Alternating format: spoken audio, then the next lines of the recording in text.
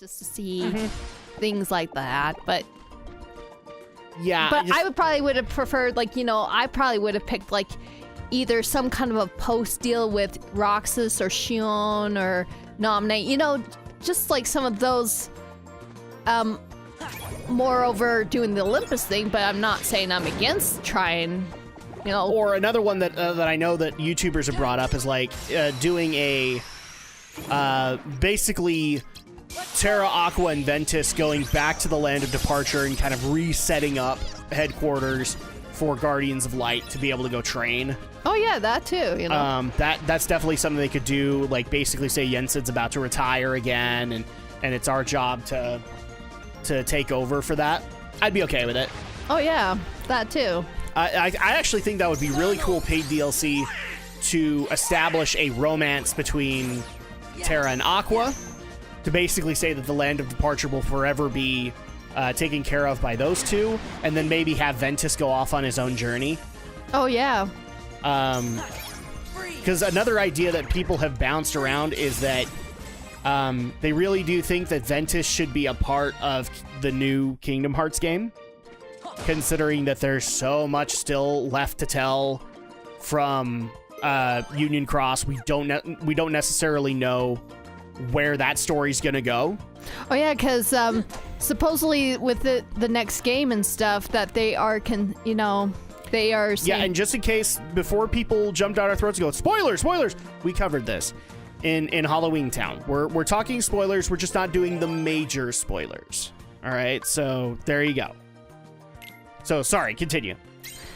Well, yeah, because, I mean, with the next game coming out, it sounds like, you know, they're going to be heading some... I wouldn't mind if Ventus showed up there.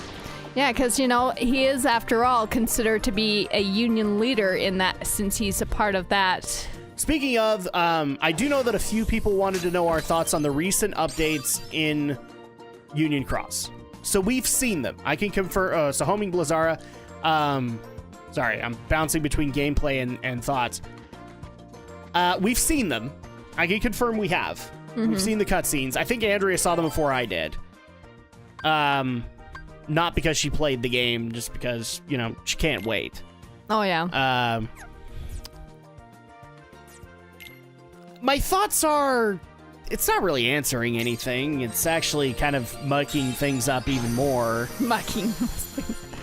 Yeah, it's mucking things. It's making things very muddy, very hard to see clearly where they're going with Union Cross. That's not an update I wanted. Especially considering that now that people have beaten Kingdom Hearts 3, we're getting lots of Easter eggs kind of being thrown at us. And one of them is Union Cross related. And so at that point, it's just like, there's too much to consider here. Just answer my questions already, please. Especially in regards to the Union leaders, because we're not sure. They're kind of hinting at one of them being... I don't want to call him evil, but mainly that he's doing some things that are going to be considered antithetical to the way things are in Union Cross. So, not sure how to take that. Still not entirely sure on Ventus's role, and on top of that, we also have some questions about the other Union leaders, since it looks like we're gonna be... Oh, I gotta cut one of those keys. I thought I would never see it. Now we can open one of those treasure rooms. I'm waiting for you to explain it, because you're so excited. Sorry. I know what it is, but I want you to explain it. Those are just basically to open one of the treasure rooms in previous areas. And now we can open them and see what's behind them. So we probably don't want to do that here. Like, especially if we have worlds that haven't been opened yet. Oh yeah, like we can even go back to Traverse Town. Yeah. And open that one there. I will say this. I think Union Cross's story needs to be resolved before it gets any more convoluted than it is. Just because if we have another game on the horizons, which, yes, spoiler guys, we do. There's got to be no doubt about that. No. Well, there's already been internal development workings that suggest that it's coming out sooner than we thought. Because Tetsuya Nomura has been subtly replaced as the not director, but the main producer for, well, he was the director too. Basically, he might not be working so hard on the Final Fantasy VII Remake anymore. He might have been replaced in that role, which I'm okay with because, well, I want less on his workload. Yes, we want him to stay sane enough to be able to finish this thing. Yeah. So at that point, it might be possible. I have heard people talking to like, oh my gosh, we could probably look forward to the next game in the next 5 or so years. It's optimistic as far as I'm concerned, but I would welcome it if they can get it done in the next 5-6 years. You know, I don't want to wait 14 for Kingdom Hearts 4 or whatever you're going to call it. Oh, yeah. And I suppose I also hear that there's going to be maybe a title before that, you know. I don't know what they would intend. Yeah, but that's more, from what I understand, that's more posturing from Nomura, basically adding on to his workload. I think, in all honesty, I mean, it's possible. It could definitely happen. But I think Square Enix is taking special attention to how hard he's working right now. Oh, yeah. But I'm not saying, like, if there was a title even before that, it wouldn't be, it'd be more like, kind of like similar to, like, 358 or, you know, those kind of, it won't be a huge game, but it'll probably be a little spin-off of some sort, probably. One would hope. While we're waiting on the next title. Big title. Yeah, but I still don't think that they should keep a console release longer, or the wait time for a console release longer than about 5-6 years. Well, do you suppose maybe this Kingdom Hearts 4 would probably release on like PS5 or something? Truth be told, I'm not really worrying about it. I'm not even sure if I'm going to get a PS5, to be honest with you. I know a lot of people are going to be like, well, you're totally going to get it. I'm kind of burned out on anticipating new consoles. All right. I think I got a little spoiled during PS3, Xbox 360, and Wii era. Wii/Wii U era, where it was like 10 years before we got PS4, Xbox One, and Switch. Yeah. And it's kind of bugging me a little bit that the least we're going to get is like 5 years. And then this year we're looking at least unveils of PS5, Xbox, whatever you want to call it. All right. I don't know what you're going to call it, but I kind of don't care. To me, it just looks like, oh, I'm going to be spending more money on really expensive consoles that I will be barely playing because I'm trying to play all the other things that I have on all the other consoles. Yeah.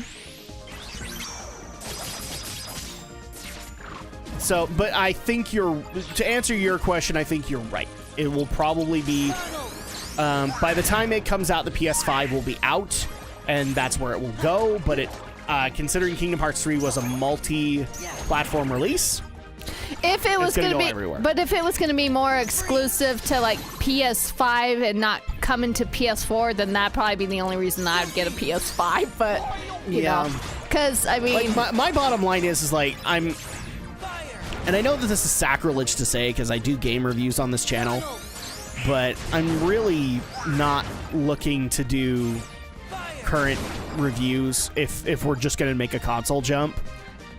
But I mean, if it would come out on PS4 as well, I'm not gonna say I'm gonna go out of my way to get it on PS5. Well, I mean, if you gave me a choice between it, I get it on PS5. Oh yeah. Just because I would want it to look as good as it possibly can. True. But like this is definitely a question that I've been getting before this recording, because now we've had the announcement of Apple basically looking to be Xbox Live for mobile apps. And we also have the Google Stadia I don't know what they want to call it, and I don't care. And to bring Andrea up to speed, it's basically a streaming gaming platform, kind of like Steam, but it's more like Netflix, where you'd be able to stream the games to your TV in 40K resolution and 60 frames per second. Very, very tall order. But basically saying that now it's not that we would have new game consoles, it would be that we have gaming service platforms like Steam. And yeah. You see now why I'm not excited about this stuff? Because now I have to look at this prospect and go, oh, okay, so I have to get everything. And everything is going to get kind of expensive. But, you know, bringing it back to Kingdom Hearts, yes, it would probably be on PS5, and that's probably where I'd want it to be. Mm-hmm. It'd be cool if it was on Switch, too, but... But I liked that idea that if Switch could only make a deal and they could have brought the two handheld it titles... couldn't have handled 3. Well, the two handheld games onto its library. And oh, that'd be great, but they're probably not gonna. Yeah, so. I know. I'm just saying I wish. Yeah. It would be great, but not likely. That's kind of the sad reality, is it's not very likely. Oh. I guess I could do this. Oh, I'm sorry you're disappointed by that. Oh, I'm just trying to... Nah, you're good. The only thing I think is not going to happen is, you know, you brought up the handheld releases. Those aren't happening anymore. I really do think handheld gaming is going to be, in the next couple of years, it's going to be the mobile gaming market. And that's going to be it, because Nintendo's made it very, very clear that Switch is popular enough. This is probably what they're going to do from here on in is handheld console hybrids. And which is fine. I mean, if they want to do that, that's fine. That's a niche that they can cater to.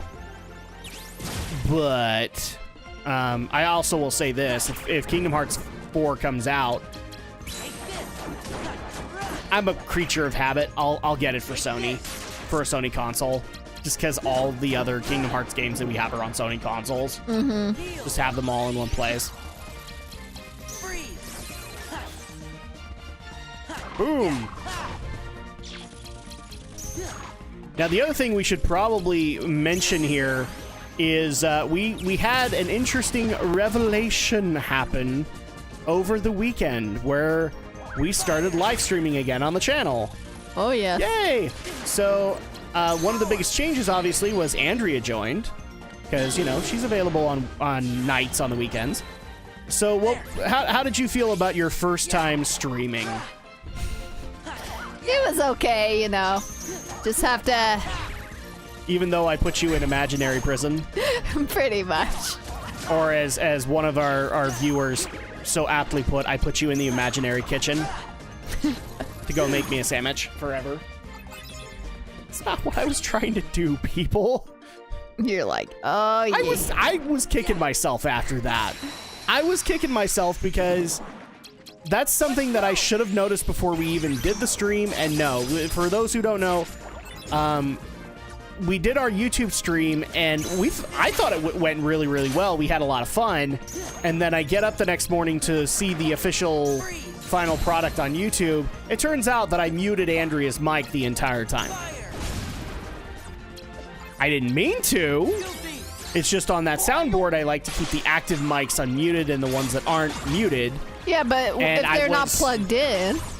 I just do it anyway, just to play it safe. Yeah, and you play way too safe for your own good. So that's what happened. And so I'm pretty sure some people can make a dozen jokes of like, I sent you off to the kitchen to make me a sandwich, and I probably deserve that. I'm pretty sure. But I didn't mean for it to happen that way. I'm just pointing that out for the record. But no, it was fun. I actually had a lot of fun, so much so that we did it a second night. And for those who are already probably asking, Sunday is not going to be a regular thing. Maybe on occasions, but... Yeah, because the sad reality is right now with the way Andrea's schedule works out is she has to work the next day. So that means we have to start things up fairly early and we have to end things fairly early. And on top of that, Sunday's just kind of generally a day off for all of us. So, you know, we kind of want to keep that off. And I'm pretty sure people also kind of have that same... Yeah, other people need to get up in the morning the next day. The reason Saturday works is because that's kind of the last night you could stay up late, you know? And it makes sense, especially since we have to get our kids to bed, and we get them to bed, I want to say fairly early, but for some parents with kids that young, it's actually fairly late. So we got to do that, and then we can go and have fun on the stream. And as we pointed out in that stream, it's not a serious deal. Like, we're not looking to be the next Ninja or insert big streamer here. We're just looking to have fun with you guys. And so at that point, the games are going to be random. The discussion is going to be random. In fact, the guests will probably be random, as we weren't very successful this weekend, but I would love to be able to bring in some of our YouTube friends to be able to come back or come on and just shoot the shit with us, so to speak. Shoot the shit. For lack of a better term. Oh, yeah. And I know that a lot of them have shown a lot of interest, but the reason that they weren't there this upcoming weekend was because, or this last weekend, was because they already had plans. Which makes sense. We kind of dropped that on people last minute. But Saturday night, I think, is going to be a given here. We're mostly going to be on YouTube, but we might experiment here and there with doing streams on Twitch, just to expand the audience a little bit. But we'll let you know where we're going to be, give you the link, all that fun stuff. So just follow me on Twitter and you'll be able to get it. Or follow me on Instagram. That works too. And Andrea's too busy concentrating. Somebody disrupt her concentration. No. And we'll be mostly playing just random games that probably we were probably never thinking of putting on our... Not necessarily that we wouldn't put on the channel, but just random games, roughly. Because, I mean, for crying out loud, we might actually enjoy ourselves playing a game and go, we really want to bring Alex into this kind of thing, and do it Drak and Shadow. So, I don't want to limit things. But right now, so to give people an example, on Saturday night we streamed WoW, where I just went off and did a bunch of WoW errands. And then Sunday, I redug out Dark Souls Remastered to punish myself for putting my wife in the imaginary kitchen. And Dark Souls might come back, just in intermittent bursts over time. Because I am planning on doing a retro review of it. But then I have no problem with us going back to games that we played on Drak and Shadow, but, you know, we already beat, kind of thing. One of the things I've kind of joked about is maybe to prep for final boss time with Donkey Kong Country 2, we ought to go and play Donkey Kong Country 1 and kind of reacquaint ourselves with the gameplay, kind of thing. But do it like co-op or something like that where we can both play. Oh, yeah. Because I know that's been brought up. Or taking on, I don't know, other horror games that maybe we can't get Alex to sit down with us on. Or, and actually, Stephen Romney liked this idea. He might join us for this. But going and doing some of the bonus stuff in games that we've already beaten. So, for example, going into the original Resident Evil and trying to do the timed run to get the rocket launcher. So you can have the infinite rocket launcher and just go through the story and plow through it. Like, every zombie in your path just gets nuked by a rocket launcher. You would love that. Dude, you don't know yet, Andrea. There is a level of satisfaction in doing that is hard to describe. Like, one of the things I really loved was in Resident Evil 2, I unlocked the infinite Gatling gun, I believe it was. Yeah. And just plowing down zombies endlessly with a Gatling gun. Oh, so satisfying. Like, you never have to worry about them. The lickers were never a problem, nor was Mr. X. I still cannot believe how much Mr. X was involved in the remake. I was like, whoa. I think it was done with a purpose. Oh yeah, it's just so hilarious. It was definitely done with a purpose.